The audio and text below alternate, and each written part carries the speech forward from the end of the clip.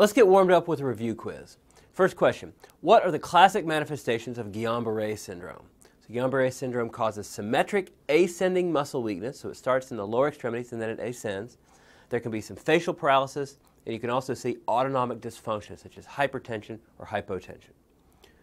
Next, what are the risk factors for the development of hepatocellular carcinoma? The risk factors include hepatitis B and C, hemochromatosis, alpha-1 antitrypsin deficiency, hepatic adenoma, and cirrhosis, basically cirrhosis from any cause. The last question, what's the presentation of tricyclic antidepressant overdose?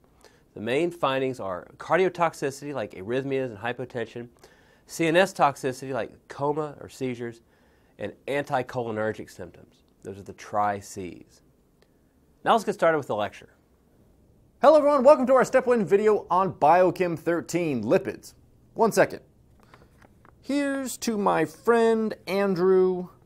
Here's hoping you were adopted. Your hero, Dr. Lewis. All right. So now let's talk about lipid absorption, lipid processing, and lipid transportation. All about lipids today. So I want to briefly introduce some of the key players and their functions. So first, lipids are insoluble in water. Therefore, this poses a transport problem for the body.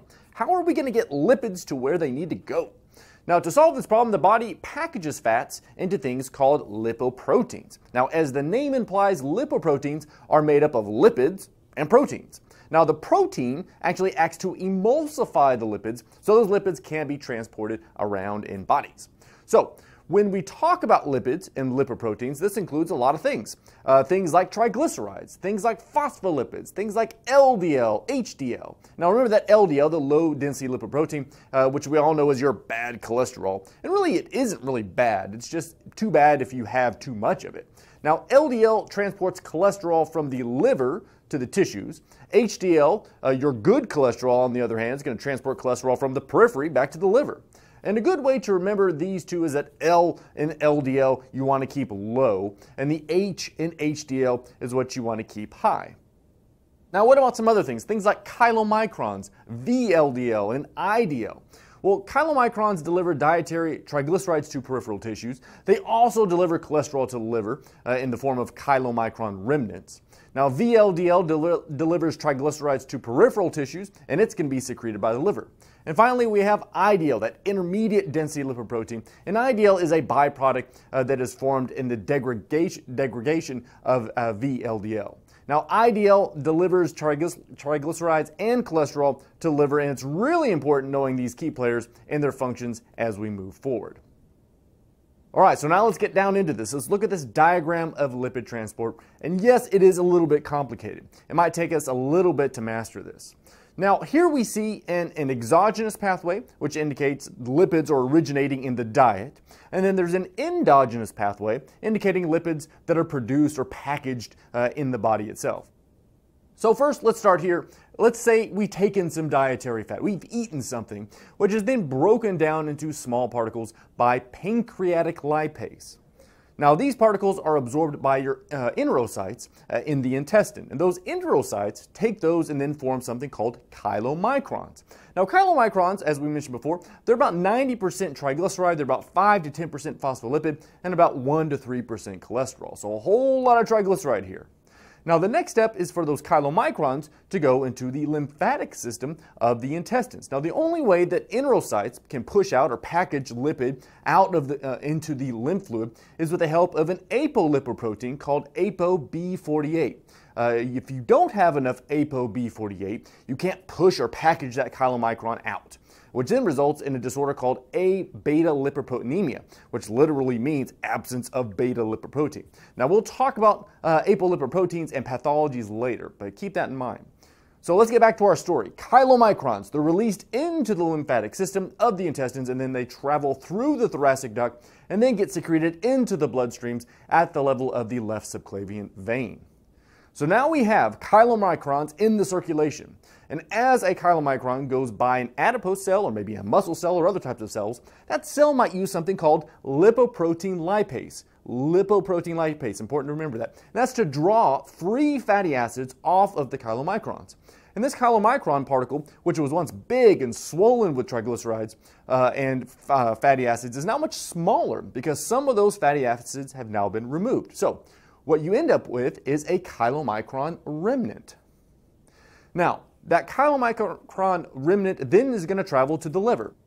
So what does the liver do to it? Well, the liver will take the chylomicron remnant and then synthesize something called a VLDL particle. Now, this VLDL particle can then be secreted by the liver into the circulation. And this is with the help of something called ApoB100.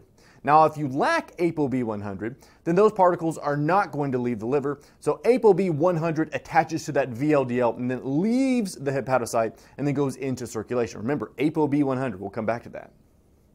Now, as that VLDL goes into the circulation, it is still a very triglyceride-rich particle. It's going to go travel through the circulation. Again, it's going to pass by a bunch of cells, adipose cells, muscle cells, all sorts of cells. And just like with the chylomicron, the cells are going to use lipoprotein lipase on that VLDL, and it's going to pull off more fatty acids.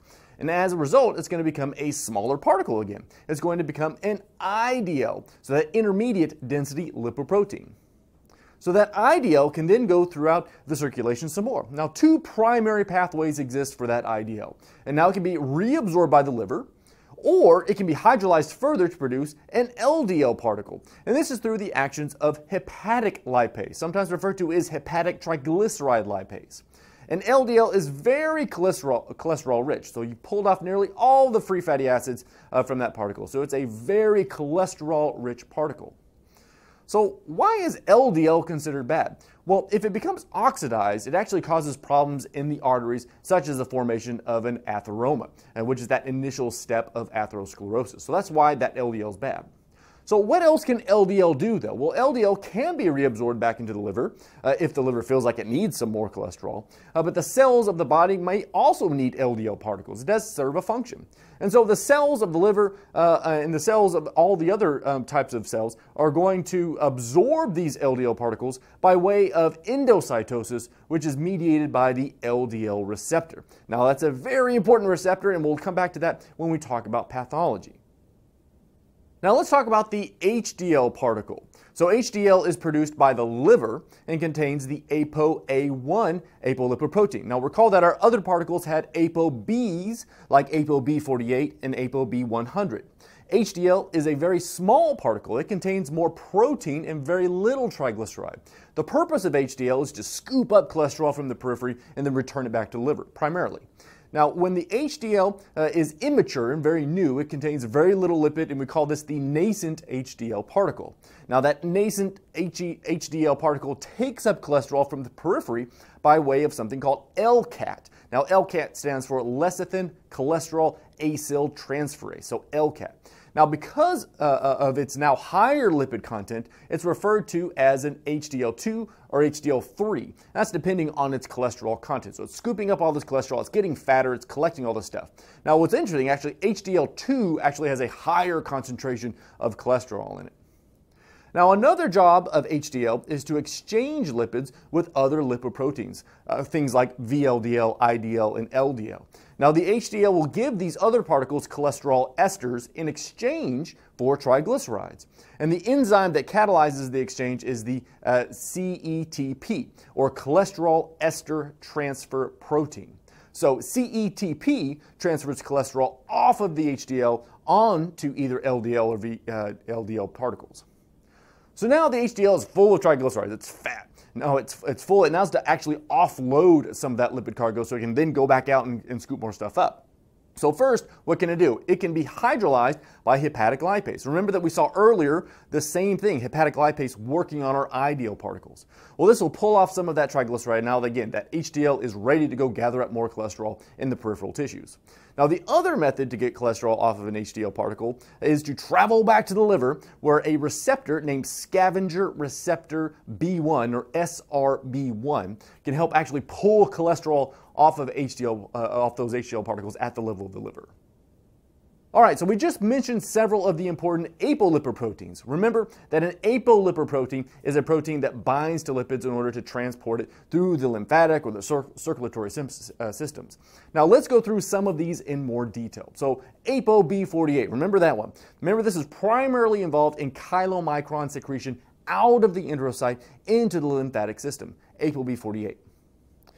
Let's move on to ApoB100. Where was that one? Remember that was found on that VLDL. Sometimes you'll see it on IDLs and LDLs as well. And this is what you need to have in order to leave the liver. So that ApoB100 attaches to that VLDL, and then you end up going into the circulation.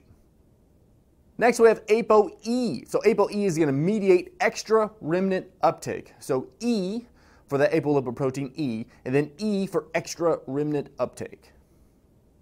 Next we have ApoA1. Remember this is going to activate LCAT, and this is found on HDL particles. Remember HDL particles, ApoAs instead of Bs, so A1 activates LCAT. And remember from our diagram that LCAT was used to move cholesterol from the cells into that HDL to help scoop up that extra cholesterol. And then we have a new one, ApoC2. So ApoC2 is a cofactor, C2 cofactor, for lipoprotein lipase. So C2 cofactor, and that's about it for our apolipoproteins. Extremely high yield, very high yield, worth knowing for your exam. So next, let's talk about some pathology, and this is first related to the apolipoproteins.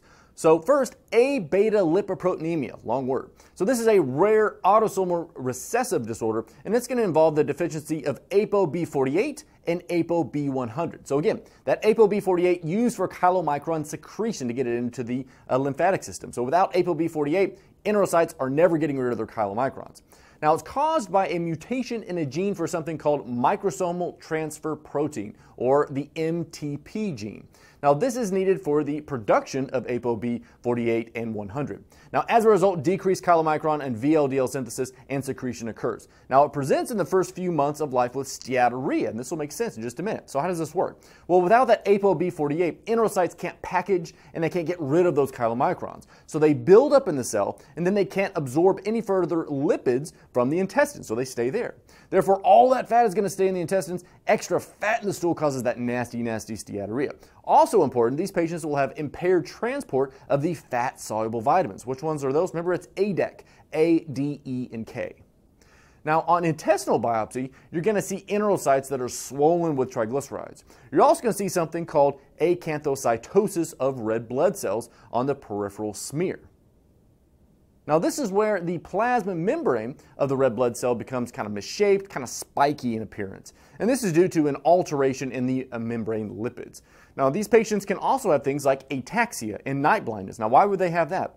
Think of vitamin A deficiency. They can't absorb it because of all this fat in the intestines. Now treatment will include vitamin E. Vitamin E actually helps restore these lipoproteins. So remember, when you see something like ataxia, night blindness, acanthocytosis, there might be talking about that A-beta lipoproteinemia. Vitamin E can be used to treat this.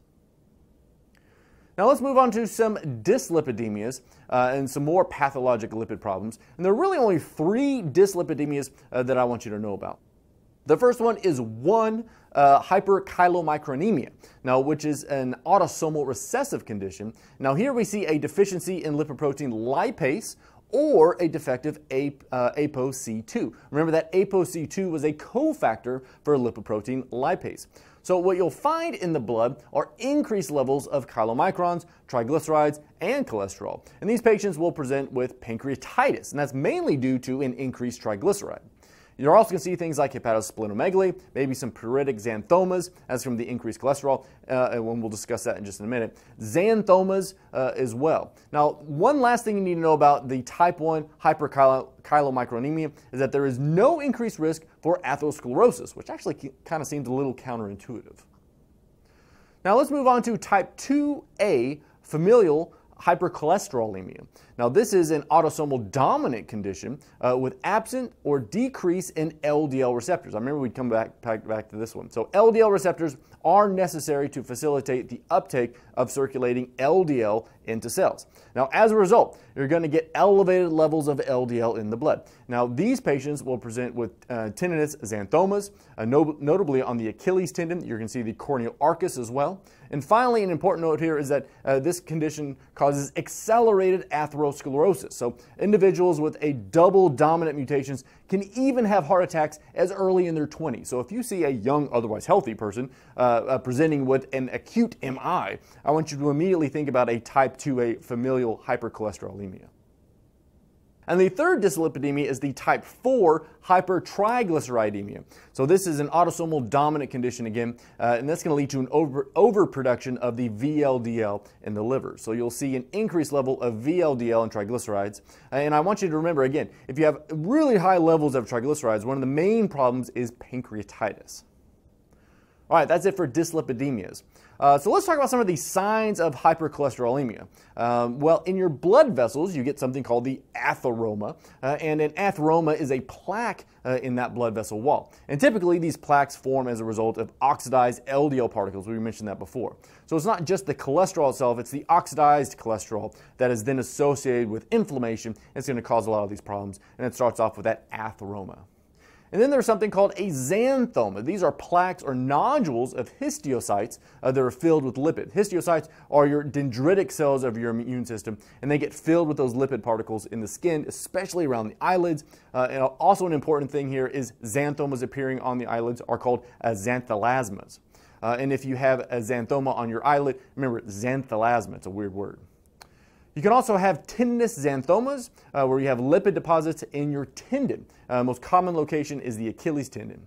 And then the corneal arcus, again, is a lipid deposit in the cornea itself. It's a little bit nonspecific, but it still can definitely be a sign of hyperlipidemia. All right, so now let's move on to cholesterol synthesis. So we talked about absorption of fats, cholesterol through your gut, but your body can make its own cholesterol de novo as well. So what is the substrate for making cholesterol? Well, it's acetyl-CoA. So what is the rate-limiting enzyme of cholesterol synthesis? It's HMG-CoA reductase. Now, don't confuse that with the rate-limiting enzyme for ketone synthesis. That's HMG-CoA synthase. And so what are the drugs that inhibit the HMG-CoA reductase? Well, it's the HMG-CoA reductase inhibitors, also referred to as statins, things like atorvastatin. So those are really the only three things that I want you to know for step one about cholesterol synthesis. It comes from acetyl-CoA, HMG-CoA reductase is the rate-limiting enzyme, and statins inhibit that enzyme. So now let's move on to some fatty acid metabolism. So fatty acids are just a carboxylic acid with a long aliphalic tail. Now most of the time they're found in triglycerides. Now a triglyceride is an ester with 3 fatty acids kind of attached to it. So fatty acids are small, and when they're not attached to triglycerides, they're called free fatty acids. Now let's talk about fatty acid synthesis. So the main player in fatty acid synthesis is the acetyl-CoA, which is again the precursor molecule to fatty acid synthesis. So where does a fatty acid synthesis actually take place? Well, it occurs in the cytoplasm of hepatocytes, and you're going to synthesize things like proteins and fats. Now, there are a lot of steps involved in fatty acid synthesis. I don't think it's super high yield to know every detail of it, but what I really want you to remember is the rate-limiting enzyme of this pathway, and that's going to be acetyl-CoA carboxylase. So acetyl-CoA carboxylase. So now let's move on to fatty acid degradation. So where is fatty acid degradation going to take place? It's actually going to occur in the mitochondria. So the beta oxidation, or the breakdown of acetyl-CoA into groups, occurs in that mitochondrial matrix. And from here you can get ketone buildup bodies, or you can also get move all this stuff into the TCA cycle. So you can either go to ketones or to TCA. Now the rate-limiting enzyme of fatty acid degradation is called carnitine acyltransferase 1. Sometimes referred to, just because we like things to be really complicated in medicine, it's referred to as carnitine palmitoyl transferase 1. So know both of those enzymes. Now what if you're deficient in that rate-limiting enzyme of fatty acid degradation? If you're deficient in that carnitine acyltransferase 1, sometimes also referred to as CAT1, well, you're not going to be able to get your long-chain fatty acids actually into the mitochondria. So you're going to get an accumulation of all these in your cytoplasm, and they can't be broken down because that machinery to break them down isn't even there. So that's going to cause things like weakness, hypotonia. You're also going to get a hypoketotic, a hypoglycemia. All right, that's going to be it for the video part of this. Go ahead and go through the end of session quiz, and let's go through those together now. First question, what deficiency causes familial hypercholesterolemia. So remember, that's going to be a deficiency in LDL receptors. Next, which apolipoprotein matches each of the following statements? This is the hard stuff. So first we have activates LCAT. Remember, that's going to be ApoA1. Next we have mediates chylomicron secretion. Remember, that's going to be ApoB48. Mediates VLDL secretion. That's going to be ApoB100. Cofactor for lipoprotein lipase. Remember, that's going to be ApoC2. And then mediates uptake of remnant particles. That's going to be ApoE. Next, what is the rate-limiting enzyme for each of the following metabolic pathways? Another tough one here. So fatty acid synthesis. Remember, the enzyme is going to be acetyl-CoA carboxylase. Next, we have beta oxidation of fatty acids. That's going to be carnitine acyltransferase 1. Ketone body synthesis, this is just so you don't forget this, is HMG-CoA synthase. And then for cholesterol synthesis, remember, it's HMG-CoA reductase. Next question. Which group of medications inhibits the rate-limiting enzyme of cholesterol synthesis? So remember, it's going to be the statins. Those are going to be the HMG-CoA reductase inhibitors. All right, guys, that brings us to the end of the lecture. That's the end of Biochem 13. I hope you learned something. I'll see you next time.